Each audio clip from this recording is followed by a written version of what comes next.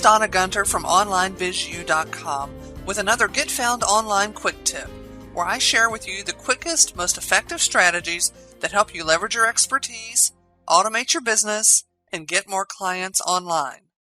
This quick tip is called 20 Best Blog Post Ideas for Small Business Blogging. So what do I blog about each time is a question I often get from clients. To keep your blog active and healthy, I recommend blogging at least 3 times per week. However, that notion is overwhelming for many. Even though you may be an expert in a topic, your mind may go completely blank when it comes time to blog, and then at other times when you're not blogging, your idea cup runneth over.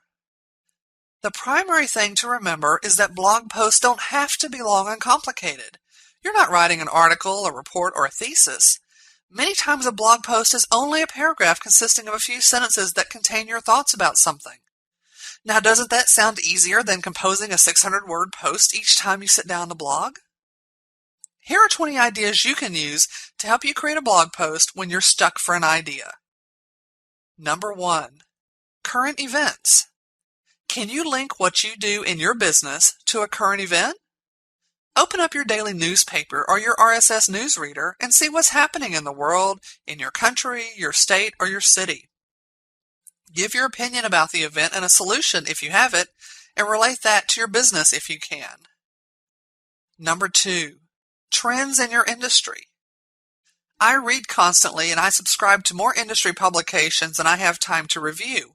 However, there are a handful that I do regularly read, and it's to those that I look to for what the trends seem to be.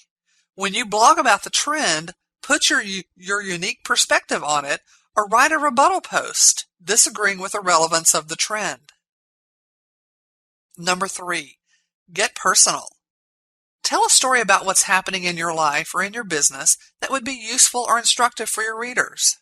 Chronicle both your highs and your lows, your wins and your struggles. One key to successful blogging is getting personal with your readers. The more real you are with your readers, the better your reader gets to know you and begins to like and trust you. You become a real live human being to them who faces similar issues that they face. Number 4. Top 10. Most of my writing is in the form of a top 10 list because it's an easy way for me to outline the points I want to make and then go back and fill in the details for each point. In this case, each of your points for a topic can become an individual blog post, and when all the points are complete, you can compile the full list for an article for your e-zine or website. Number 5. Frequently asked questions. If you've been in business for a while, you know the questions that clients and prospective clients ask you to answer over and over again.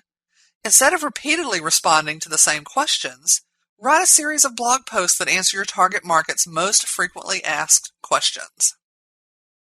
Number 6. How you helped a client solve a problem. Clients hire you to solve a specific problem that they're having, whether they do that when they buy your service or your product.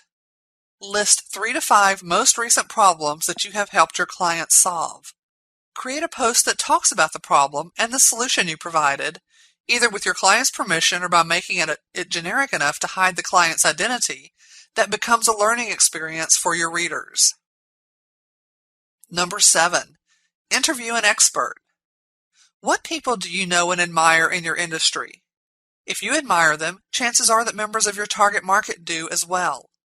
Contact them for a short email or recorded interview and ask them 3 to 5 questions that you'd like to hear them answer about their lives, their businesses, industry trends, or how to solve a particular problem.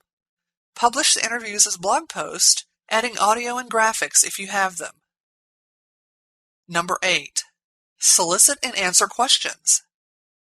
Ask your e-zine subscribers or blog readers to ask you their most pressing question related to what you do.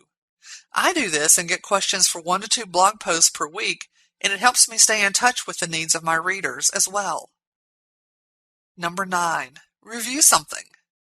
Read a good book lately related to your industry? Just purchased a product to help you solve a problem? Reviews aren't limited to the critics at the New York Times. Blog about your experience with a product, book, or service, highlighting both the high points and the low points, and whether you would recommend that others use or purchase it. Number 10. Read other blogs. Go to Google's blog search or Technorati and find other blogs related to your industry or your target market. Add those to your blog reader, and then take an hour or two each week to read the post on those blogs. Do you agree or disagree with a post? Have another point of view? Think the blogger was on target but you want to expand on her point of view?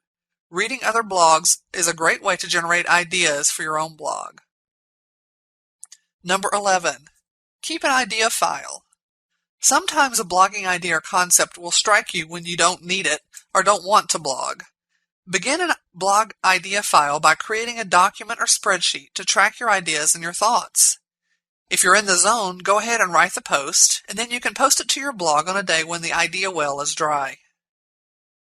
Number 12. Create a tutorial. There's always something you can tell your target market how to do. Create a written audio or video tutorial of the process as your blog post. Depending on the complexity of the task, the tutorial may need to be created in multiple parts, like part 1, part 2, etc., which would make for multiple posts to your blog. Number 13. Share a positive or negative email. I often share exceptionally positive or negative emails I receive from people, without using their names to protect their identity as appropriate, either to celebrate the kudos I've received or to demonstrate how I responded to a particularly nasty or upsetting comment. I get the most mileage out of the negative emails, and I often ask for feedback about how my readers might respond to the situation. Number 14. Take a tour. Take a self-made in-person or virtual tour of something useful to your readers. For example, if you're a dating coach, tour the top 5 online dating sites and report your experiences as a client in each. If you're a restaurant consultant, visit 3 local restaurants and evaluate what's often overlooked in staff training based on your experience as a customer. Number 15. Write about a Twitter or Facebook update. You only get 140 characters in Twitter to write about something. If you need more space or want to respond in greater length to someone's tweet or Facebook status update, do so on your blog. Thought-provoking questions are often asked on Twitter, and the answers may inspire you to blog. Number 16. Create a best-of list. What are the top 7 blogs to read in your industry? How about the top 5 people to watch? What about the 10 most useful online tools you use? Nothing attracts attention on a blog quicker than a list, so create one yourself or ask your readers to help you in the process. Number 17. Report from an event. Attending a professional trade show, conference, or networking event?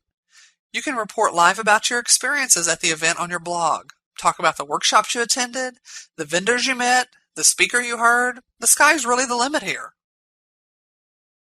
Number 18. Debunk a myth.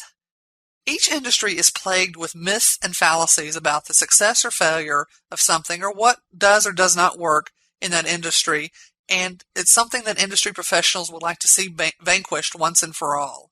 Use your blog to debunk some of the most common myths, preconceptions, or notions in your industry and set the record straight. Number 19. Talk to newbies. Picture yourself as a newbie in your industry once again. What do you know now that you didn't know then? What questions did you ask? What knowledge do you have that you think everybody knows? Getting back to the basics can help bring all of your blog readers up to speed. Number 20. Write about a client conversation. Many times I'm inspired to blog as an expansion or continuation of a conversation I've had with a client. The blog post focuses on the topic of the conversation, not really the conversation itself. Typically, the strategy, idea, or technique you've discussed with one client will benefit your blog readers as well. This is just the tip of a very large iceberg of ideas for posts to your blog. Take a look around your life, your business, conversations with clients and colleagues, and what's happening in the world around you. You'll soon begin to see more potentials for blog posts than you ever thought possible. Thanks for joining us for another Get Found Online Quick Tip. Want more proven strategies like these to help you get found online? Pick up your free gift, Turbocharge Your Online Marketing Toolkit, at www.turbochargeyouronlinemarketing.com.